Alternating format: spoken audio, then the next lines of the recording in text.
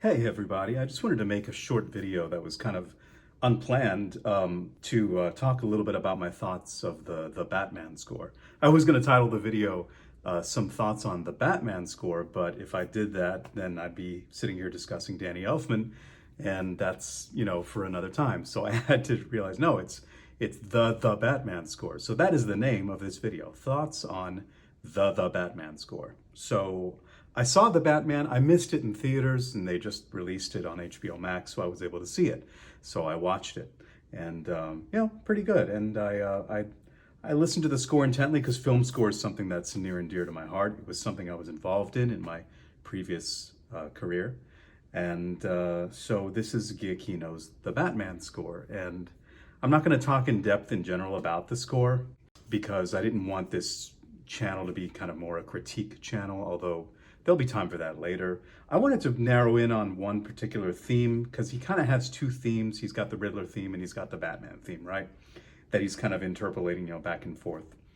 And I wanted to focus in on the Riddler theme. I haven't checked around YouTube, but I'm 100% or 99.9% sure that other people have already identified correctly that, this plot point in the movie where the Riddler is and Schubert's Ave Maria are sort of intertwined, and you hear it in the score, you hear it as source music, and you hear it as part of the score from time to time.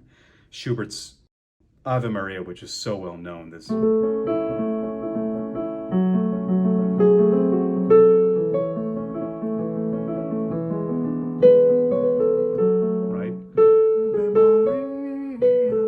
So the Riddler theme, Giacchino took this and kept the rhythmic aspect of it and slightly altered the tonality. So we have this darker,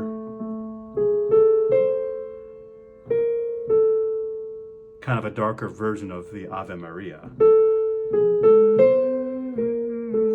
You have this setting in the minor third and then a flat two instead of the tonally major Ave Maria. So that's what he did, and it's kind of interesting because the flat two gives you this sense of, it's either going to be the Locrian mode or the Phrygian mode. Don't worry about modes. That's something I'll go into in another video. There's plenty of YouTube videos on the modes from Ionian all the way up to Locrian, but there are two scales that have a flat two just inherent in their mode, and one is the Locrian scale, which is that, and the other is the Phrygian scale. And they sound almost similar, they're just a little bit different because the Locrian has a flat five. Now, indeed, in the Riddler theme, at some points, you'll hear Giacchino go up to a flat five and come down, indicating that maybe he's playing around in Locrian mode, right? 1, 2, 3, 4, 5, flat five, right?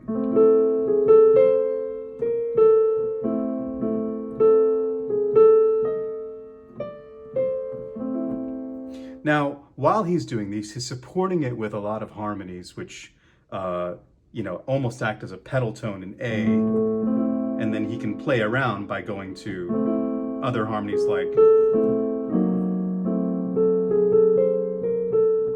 things like that, or even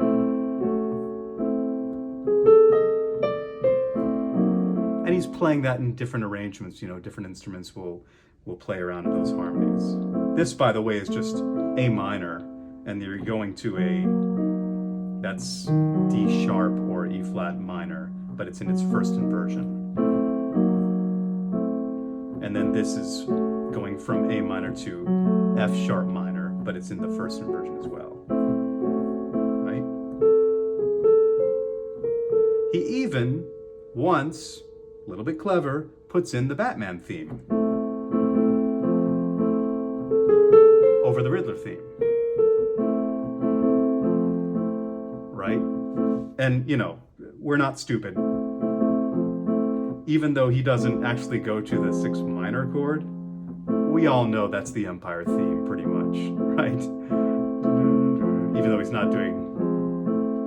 Giacchino can be clever, but he can't pull the wool over your eyes, so...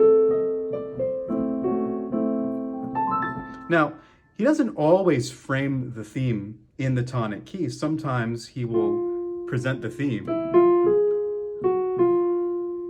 And in this case, I'm playing it here starting on F. So you might think that you would hear that in the score with high strings droning on the F, or just like we were doing in A. But actually, this one time that I heard, I think it was toward the end, when they're talking with the Riddler, he plays that, and then you hear, in first inversion, D minor, which in the first inversion, the F is the first note, indicating that he's putting the theme now in the middle of the D scale. And with these notes in the D scale, he could be hinting at an octatonic scale. This is the real reason I wanted to make this video, because eventually I'm going to do a video about the octatonic scale and what I think is the best film score that uses the octatonic scale. The octatonic scale is like a gold mine for film music because it's this beautiful, let me just hammer it out for you real quick. If you start on D, an octatonic scale is simply alternating between whole steps and half steps going up. If you recall from one of my basic theory videos, a half step is you pick any note and you just go the very next note up or down. So from D, go up to D sharp, or D, go down to D flat, the next note up. That's a half step. And a whole step, just, basic math, are 2 half steps. So there's one half step, there's another half step, that's a whole step. Another way to look at it is a whole step always has a note in between it. So this is a whole step. It has a note in between. Exactly one note in between and no more. Half step, that makes a whole step, okay? So you have half steps and you have whole steps. So if you start on any note, we'll start on D, and you go up the scale and you alternate half step, whole step, half step, whole step, you will get the octatonic scale. Let's do it together. Half step first, and then from this note, we'll do a whole step. Whole step is 2 half steps, which is 1, 2. So now we have this. Then we go half step, then we go a whole step, then we go half step, then we go whole step, then we go half step, then we go whole step. So that would be D, half step to D sharp, whole step D sharp to F, half step F to F sharp, whole step F sharp to G sharp,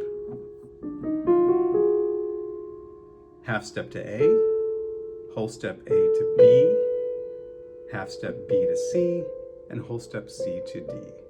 And you get this really beautiful, delicious, rich sound. If you're a film buff, you're going to hear that all over Silvestri's kind of 80s and early 90s scores. You're going to hear it a lot in Predator, Back to the Future, and The Abyss. You hear that a lot. He likes the octatonic scale. You can even go back into the 70s and you'll hear it a lot in Goldsmith. You're going to hear it in Coma. Coma is full of a bunch of just great Bartokian, I just made that word up, Bartokian interpolations of octatonic into other modes and even mixed modes together to build a lot of intricate polyharmonies that he was deriving from a lot of contemporary 20th century composers. But anyway, Coma's another video. There's your octatonic.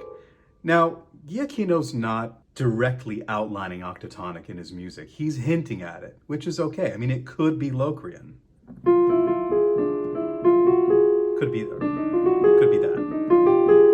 which is Locrian, or which is octatonic. It doesn't really matter. The ambiguity is what makes it work. The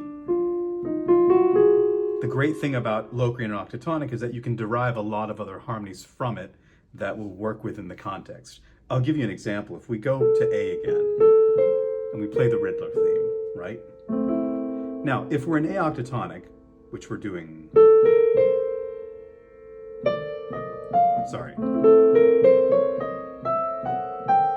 right? When he plays little harmonies like, one of the reasons that sounds so great is that these notes, which is the D sharp minor triad. The F sharp, the A sharp, and the D sharp that makes up that triad, you can derive those all from the octatonic scale. So if you're looking for your, there's your A sharp, there's your D sharp, and there's your F sharp. So from this, you can get that. You can get other chords too. This is something I'm going to go into even more when I do the next video. But that's the cool thing about the Riddler theme that I wanted to show you. And you can do it a lot of different ways. You could probably have even started it on G sharp or A flat and done this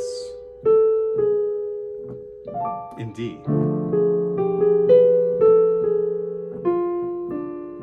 Almost like he's outlining a diminished arpeggio, a diminished chord, right? Anyway, that's all. I just wanted to show you that real quick, and I promise there's more videos coming. Thanks so much for watching. Hey all, just a postscript to mention something I completely forgot to mention in the original video, and that is about the Ave Maria as a tool to juxtapose against crime drama and crime thriller. It's something that I think by this point is starting to get a little played out. I think it was a factor in the Hitman series, if I recall correctly. It's a common thing, you know, and we hear classical bits of music and scores all the time. But do you know where you may have heard one of the first attempts at a composer to interpolate Ave Maria into a score? I'll give you a second to think about it, if you can come up with it. And if you guessed Nino Rota's The Godfather, you are correct, sir. So Nino Rota and Carlos Savina, actually, because they kept not only the same rhythmic aspect of the theme, but it's a really interesting juxtaposition because the whole point, or one of the subtexts of The Godfather, is the mob bastardizing the position, the imprimatur that the church gives to a godfather as this position of power, and how, you know, how that is seen in this mob context, right? So Ave Maria, as interpolated, kind of interestingly plays against that. So we have Ave Maria, right? We have the Riddler theme. And then, of course, we have Nino Rota's Godfather theme. Right?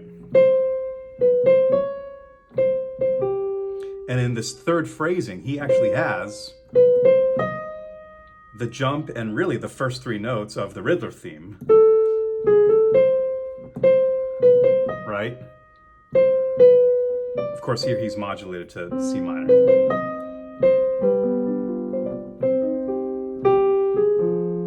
So I thought that was really interesting, and it just didn't occur to me when I sat down to talk about the Batman, but there it is. The Ave Maria pops up in a lot of ways. In fact, most of the time, the simpler the theme, the easier it is to interpolate, and you get to play around with it a lot in scores, and it's great. Anyway, that's it. I will see you next time. Thanks for watching.